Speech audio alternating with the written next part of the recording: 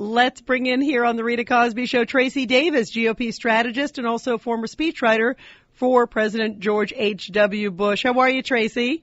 Fine, Rita. Thank you for having me. Always love having you on. And, what's your reaction to, first off, this Marianne Gingrich, it's an ex-wife coming out, seems, very opportunistically timed. Here it is, on the verge of some big stuff where he's doing great in the polls.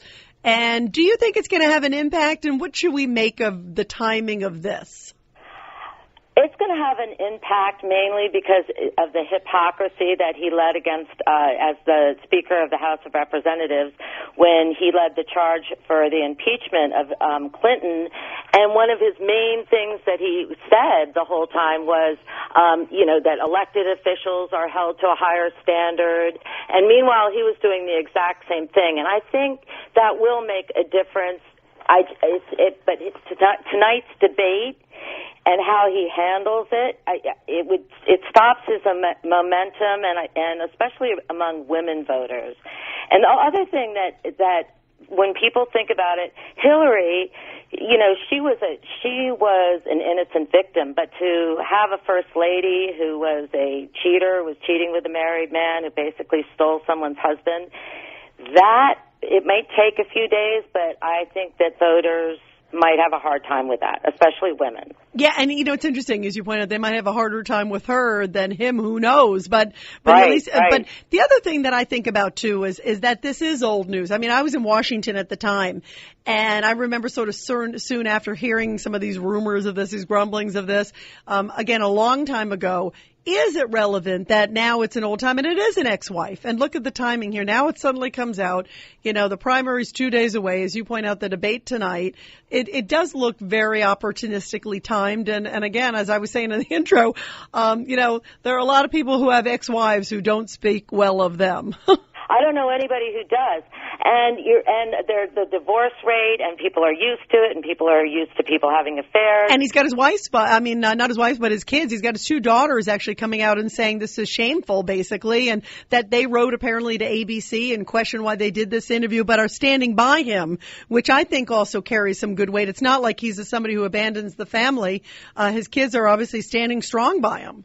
Yes, I think all of that helps. It could slow his momentum, and it's really amazing because he had just closed so many. He was practically in a dead heat, and since he had the momentum, and people had forgotten. It's really funny how from a primary to primary, you just forget about the past one, and people seem to have forgotten, that angry, revengeful Newt that was up in New Hampshire, and because of his incredible debate performance. So it depends on how she comes across. If she comes across tonight saying sort of the reason I'm doing this is because the Newt that America knows is not the way he is and sounds in a way or elicits some sympathy, and the timing is very, very surprising. Well, not surprising, but it's suspicious.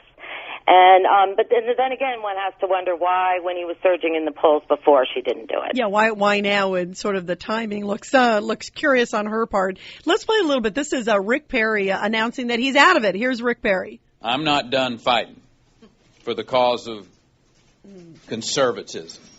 As a matter of fact, I have just begun to fight. And he's apparently going to be fighting with Newt Gingrich. Says he's going to be, I think, at his events, standing up for Newt Gingrich, standing up for, quote, conservative values, and even said, you know what, not everybody's perfect. Forgiveness, redemption. I personally think, Tracy, this could not have come at a better time for Newt Gingrich to have someone like Rick Perry, a conservative family values guy, saying, I'm supporting him.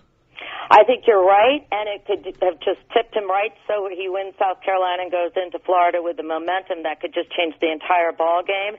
That's what's so amazing about today, is that this other thing is happening at the exact same time. Yeah, it's a wild time. You think about it. What do you think they all need to accomplish at the debate? You hit on a lot of good points, because I bet you that he will be asked about it, I would assume.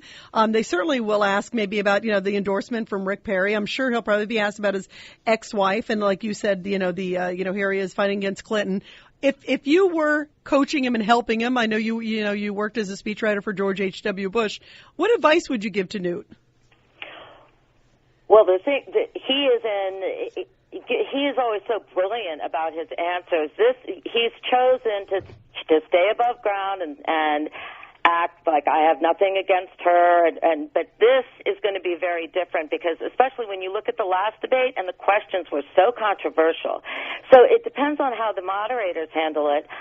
That's how I think, because I think his preference would be not to have to defend it. But if they pointedly say, how could you lead this, because it was only the House of Representatives. Right. They could point on the timing versus the cheating on your wife part. Or they could say leading this charge against Gingrich. Very interesting. No, you're right. It could be an interesting, we'll see how it's phrased. So far he has said, look, my daughters have written to ABC, and I'm not going to talk about my ex-wife.